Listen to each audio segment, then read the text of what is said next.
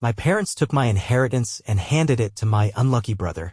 When I confronted them, they called me ungrateful. At the next holiday, I revealed what I'd done with the rest of my money and their faces went pale. I didn't even find out from them. It was my brother who told me casually over the phone like he was telling me what he had for lunch. "I really needed it, man," he said. "I'm glad Mom and Dad understood that. You're always gonna be fine." He laughed like it was a joke. Like stealing money that wasn't his was something we could both shrug off. I said nothing.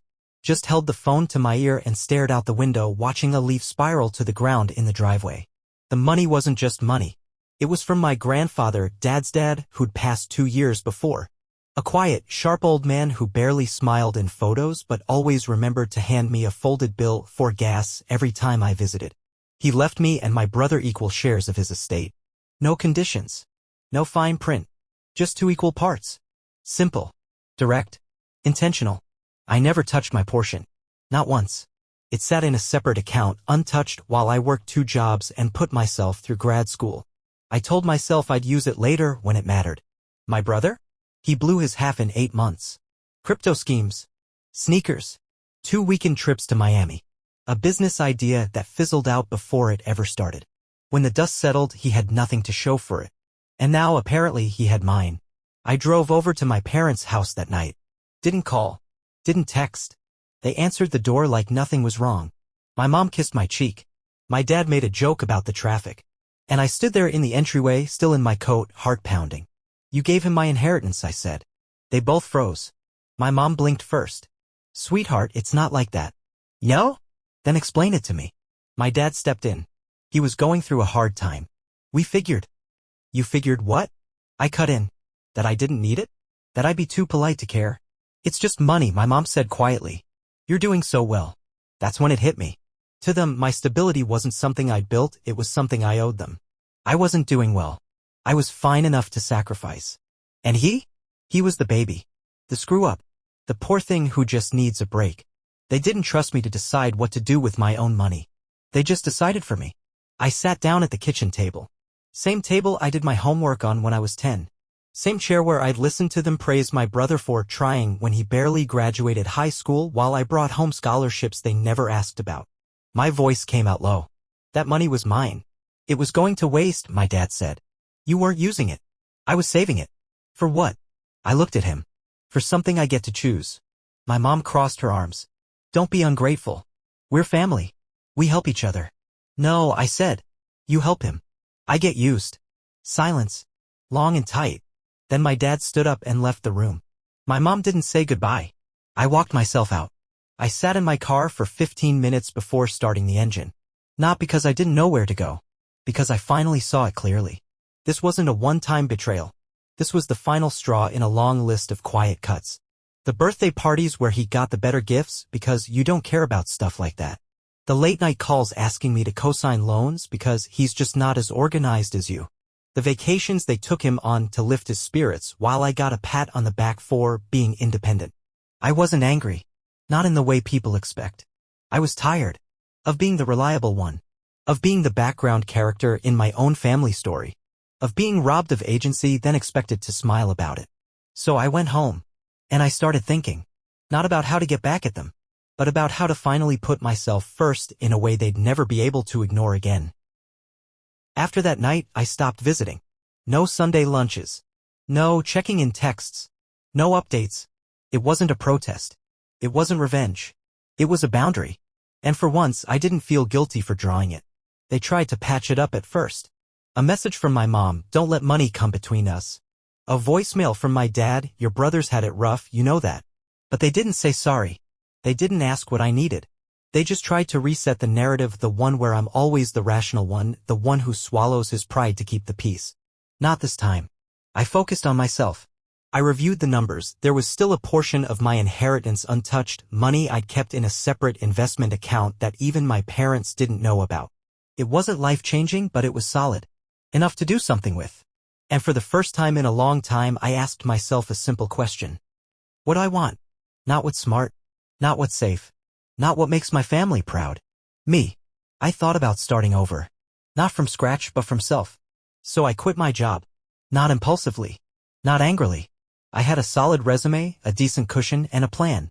I'd been building skills on the side for years, coding, product design, UI/UX, quietly, patiently, the way I did everything. Now it was time to use them. I enrolled in an accelerator program out of state, moved into a tiny apartment with terrible water pressure and a view of a brick wall. Lived cheap, lived focused, no distractions, no family dinners, no brother needing bailouts, just me and the quiet hum of starting something that was mine. I didn't post anything online, didn't tell anyone. It wasn't secrecy. It was protection. Because I knew how they operated, praise when it served them, concern when they couldn't understand you, and guilt when you stepped outside the mold. I'd seen it too many times. I was done performing for them. The business started slow. Late nights. Early mornings. Tutorials. Mistakes. Small wins. Setbacks. Repeat. But something about it felt clean. Every hour I poured in, I got back in clarity. Every design I pushed, every decision I made, it was all mine. No one telling me I should play it safe. No one asking if I'd run it past my brother. I wasn't building an empire. I was rebuilding myself. Meanwhile, I started hearing things. Secondhand stories. My brother had lost another job. Had crashed his car. Was back living with my parents again. They were exhausted, financially strained, emotionally drained. My mom texted once. "It's been a hard year for your brother. I wish you two talked more." I didn't reply.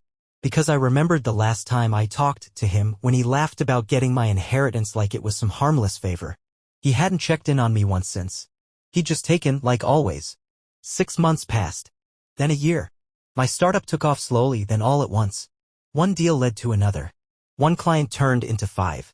A small feature I built went semi-viral on a niche platform, and suddenly people wanted to talk. I didn't go big. No press. No hype. Just quiet, consistent growth. I reinvested everything. Lived modestly. Stayed sharp. And when I finally turned a real profit, I did the one thing I never thought I'd do. I bought a place. Nothing huge. 2 bedrooms. Clean. Minimalist. But it was mine. No one else's name on the deed. No shared ownership. No, we figured it made sense from my parents. Just mine. I didn't tell them. I didn't invite them over. I didn't need to. They'd find out when it was time. And when they did, I wanted them to understand one thing. You don't get to write my story anymore. I hadn't seen them in over a year. No birthdays. No calls. No just checking in messages. And I didn't miss it. But when my mom sent the group text, "Holiday dinner at our place. 6 p.m. sharp. Please come," I felt something shift. Not guilt. Not obligation. Just readiness. It wasn't about showing off. It wasn't about proving anything. It was about walking into a room they used to control and taking my seat without asking. I didn't tell them I was coming. Didn't warn them. Didn't ask what to bring. I just showed up. Their house was exactly the same. Same wreath on the door. Same chip tile in the hallway. My mom answered, and for a moment, she looked like she'd seen a ghost. "Oh, you're here," she said. I nodded. "Yeah." She opened the door a little wider. "You didn't respond to the message." "I know." Awkward pause. Then she stepped aside. "Come in." The table was already full. Turkey. Wine. Candles lit. My brother in his usual hoodie, slouched in the seat that used to be mine when we were kids. I walked in like I belonged. Because I did. Even if they'd forgotten it. Dinner started quiet. A few jokes from my uncle. My aunt commenting on the stuffing. My brother bragging about some vague project he was getting off the ground. I just listened. Smiled. Passed plates when asked. Let them remember I didn't need to dominate the room to own my place in it. But eventually, as always, the conversation drifted where it always drifted. Toward him. "How's the job search going?" my dad asked, all soft concern. My brother sighed dramatically. "Tough. I'm grinding though." "He's trying," my mom added. "You've got to admire that." Then she turned to me. "You remember what it was like starting out, right? It's not easy." I set down my fork. Looked at her. "Not really," I said. I didn't have a fallback. The table got quiet. My dad tried to change the subject. "So, how's work? You still at that firm?" I took a sip of wine. "No. I run my own company now." A beat. My brother scoffed. "Since when?" I met his eyes. Since a year ago. My mom blinked. You never said anything. You never asked. I could feel the shift. The sudden awareness that the version of me they carried in their heads no longer matched the one in front of them. It wasn't anger I felt. It was freedom. I reached into my coat pocket and pulled out a small white envelope. Slid it across the table to my mom. She hesitated, then opened it. Inside, a printed listing for a 2-bedroom townhouse. My name on the deed. Paid in full. She looked up slowly. I don't understand. I bought a place, I said. Last spring. With what? The part of the inheritance you didn't touch. Her mouth opened slightly, then closed. My brother leaned forward. You bought a house and didn't tell anyone? I looked at him. You emptied your share in 8 months. You made that choice. You're seriously rubbing this in my face right now? No, I said calmly. I'm reminding you that I don't owe you anything. Silence. Real, full silence. Then my mom, trying to recover, said, We just thought. I cut her off. I know what you thought. You thought I'd stay quiet. That I'd always say yes. That I'd understand. That I'd forgive without question. That I'd be fine. I looked around the table. And maybe that was true before. But it's not anymore. No shouting. No drama. Just the sound of the fork in my dad's hand slipping and hitting his plate. I stood up. I'm not angry, I said. I'm just done being the one who adjusts to make everyone else comfortable. Then I nodded once. Thanks for dinner. And walked out. I didn't hear from them for 2 weeks after that dinner. No calls. No texts. Not even a passive-aggressive email from my mom. Which, honestly, surprised me more than silence itself. But I didn't chase it. Because for once in my life I wasn't performing for the family anymore. No more quiet apologies for making things uncomfortable. No more playing the role of the stable one, just to balance out someone else's mess. No more shrinking to fit into their definition of grateful. I spent those weeks doing ordinary things. Watering the plants in my new place. Organizing the junk drawer. Reading before bed without checking my phone every 5 minutes. And one morning, sipping coffee by the window, I realized, this is peace. Not fireworks. Not applause. Just stillness. A few days later I got a letter. Not a text. Not an email. An actual letter. From my mom. Her handwriting was careful. The kind you use when you're trying not to say the wrong thing. Started with, I didn't know you were so hurt. Then something about intentions, about family being messy. About how hard it is to make fair choices when emotions are involved. She said she didn't mean to dismiss me. Said she hoped we could move forward. There was no apology. Just framing. I folded the letter and put it in a drawer. Not because I was angry, but because I didn't need it to decide who I was anymore. I didn't reply. Not out of pettiness. Out of peace. Because she was right, family is messy. But being blood doesn't mean you get unlimited access to someone's forgiveness. Some things change quietly. Not with slamming doors, but with silence that stays. The business kept growing. We brought on 2 new developers. Launched a beta product. Landed a licensing deal that gave us runway for the next 2 years. I hired a project manager. Someone sharper than me in all the best ways, and started taking weekends off. Real ones. No emails. Just long walks, movies without multitasking, cooking actual food. My world got smaller. But my life finally felt like mine. Sometimes I thought about my brother. Whether he'd figured things out. Whether he resented me for not bailing him out. Whether he even saw that night for what it really was. Not a confrontation, but a quiet declaration. I'm not standing in your shadow anymore. But mostly I didn't think about him at all. One Saturday, I bumped into my dad at the hardware store. He looked older. Tired. We made small talk about paint samples and weather. He didn't mention the dinner. I didn't bring it up either. But as we were walking out, he paused by his car and said, I'm glad you're doing well. I nodded. Thanks. Then he added, You've always been the steady one. And for the first time I didn't feel pride from that. I felt distance. Because that's who I'd been to them. Not a son. Not a person. just the one they could count on to clean up after the rest. And I was done being that.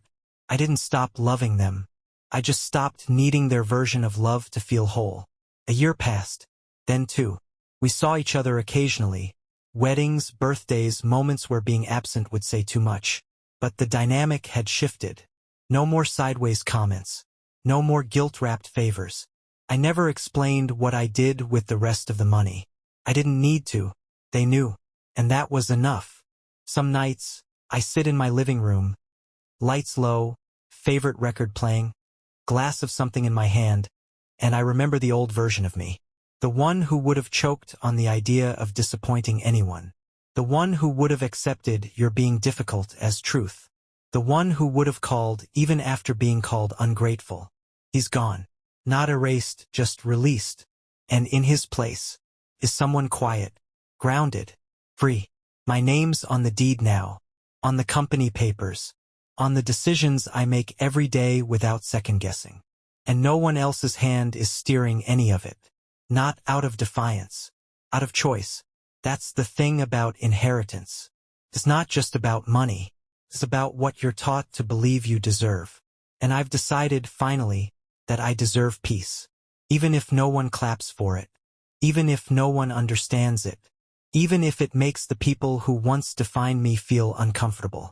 Because I'm not here to be convenient anymore. I'm here to be whole.